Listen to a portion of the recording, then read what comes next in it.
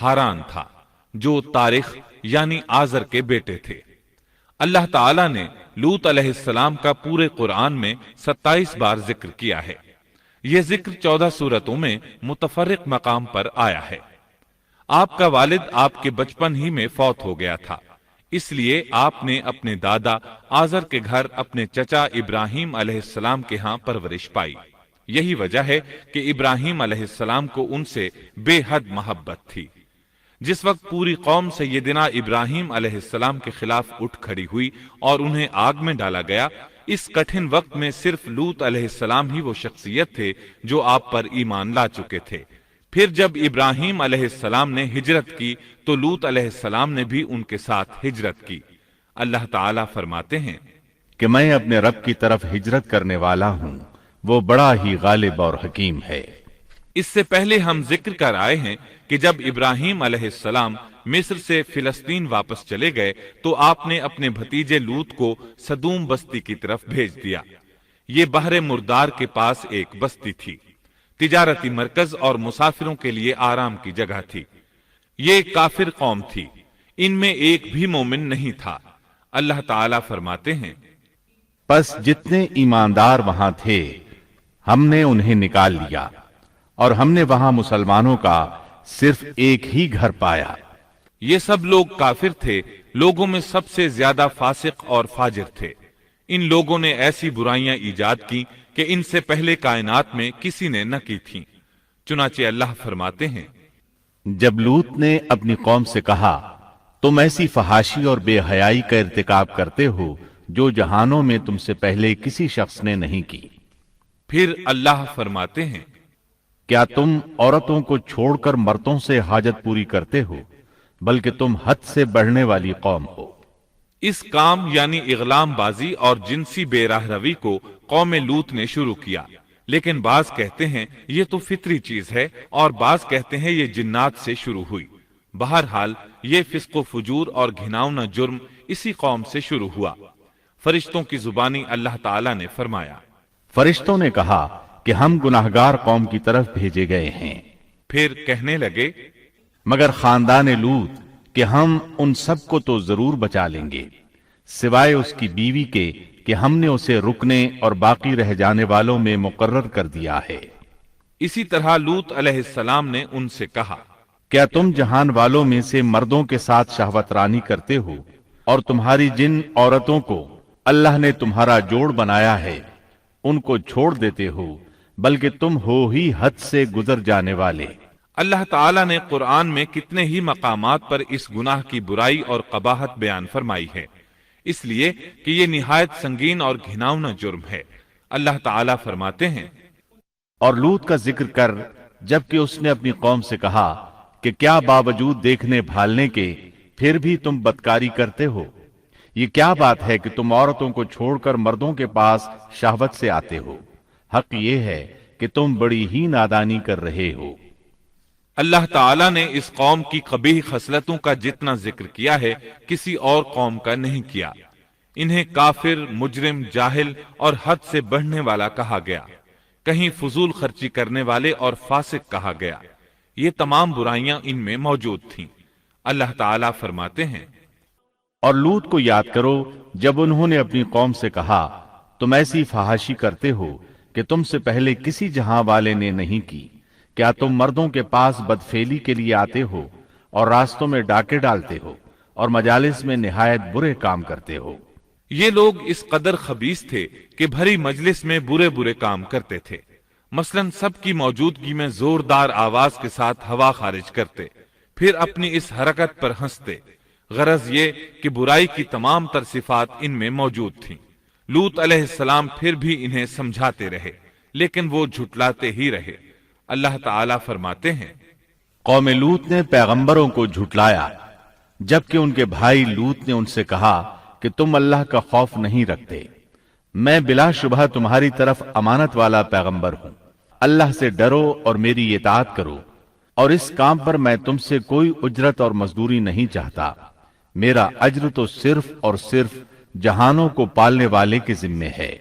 انبیاء کا مشن ہی یہ ہوتا ہے کہ تبلیغ کرتے رہیں، لہٰذا لوط علیہ السلام دعوت دیتے رہے، لیکن دعوت کے نتیجے میں قوم کا رد عمل کیا تھا، اللہ نے اس کا بھی ذکر کیا ہے۔ پس اس کی قوم کا جواب یہی ہوتا کہ اللہ کا عذاب لے آ اگر تو سچا ہے۔ اسلام دشمن اور کافر قوموں کا جواب یہی ہوتا ہے۔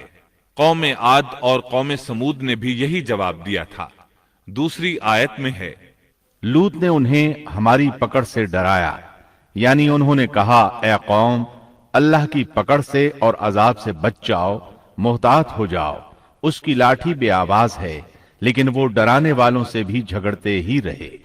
ایک اور آیت میں اللہ فرماتے ہیں، اور ان کی قوم سے کوئی جواب نہ بن پڑا بجز اس کے کہ آپس میں کہنے لگے کہ ان لوگوں کو اپنی بستی سے نکال دو، یہ پاک باز بننے کی کوشش کرتے ہیں۔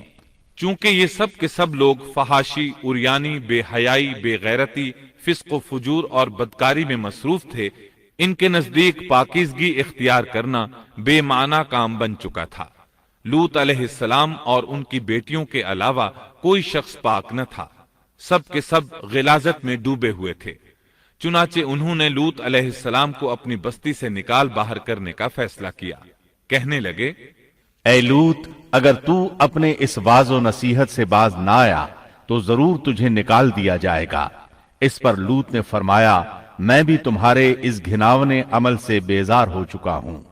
چنانچہ لوط علیہ السلام اس موقع پر وہاں سے نکل آئے اور اپنے رب سے یوں دعا گو ہوئے، اے میرے پروردگار، مجھے اور میرے اہل کو ان کے عمل سے بچا لے اور نجات عطا فرما۔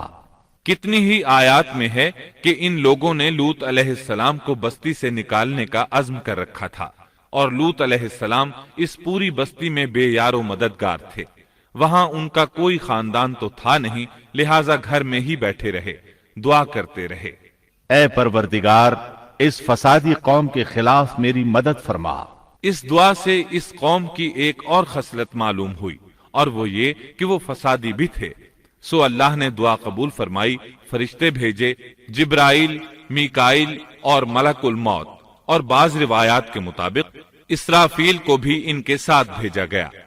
وہ سب سے پہلے ابراہیم علیہ السلام کے پاس آئے تاکہ انہیں اسحاق علیہ السلام کی بشارت دیں۔ آخر کار یہاں سے فرشتوں نے سدوم کا رخ کیا۔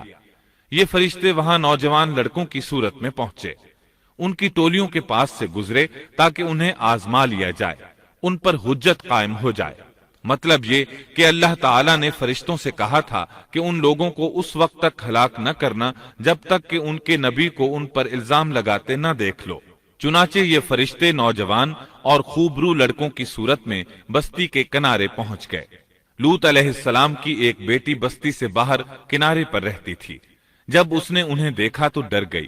اس نے سوچا، ہماری قوم کے لوگوں نے اگر انہیں دیکھ لیا تو ضرور ان سے برائی کر کے رہیں گے، اس لیے وہ اپنے والد لوط علیہ السلام کی طرف دوڑی، ان کے پاس پہنچ کر کہنے لگی، میں نے چند نوجوان لڑکوں کو دیکھا ہے اور میں ان کے بارے میں خوف زدہ ہوں۔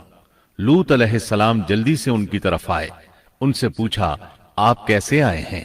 انہوں نے بتایا، ہم آپ کے مہمان ہیں۔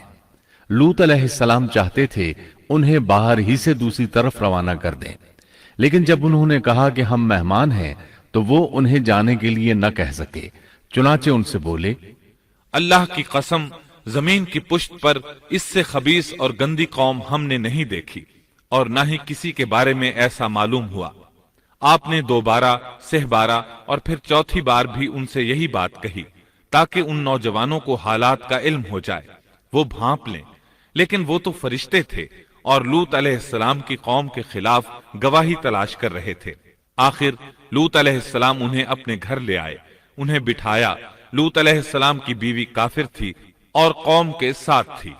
وہ باہر گئی اور اس نے لوگوں کو بتایا کہ اس نے لوط علیہ السلام کے گھر میں ایسے خوبصورت چہروں والے نوجوان دیکھے ہیں کہ زمین پر آج تک ان جیسے کہیں نظر نہیں آئے۔ یہ سنتے ہی وہ سب لوط علیہ السلام کے گھر کی طرف لپکے۔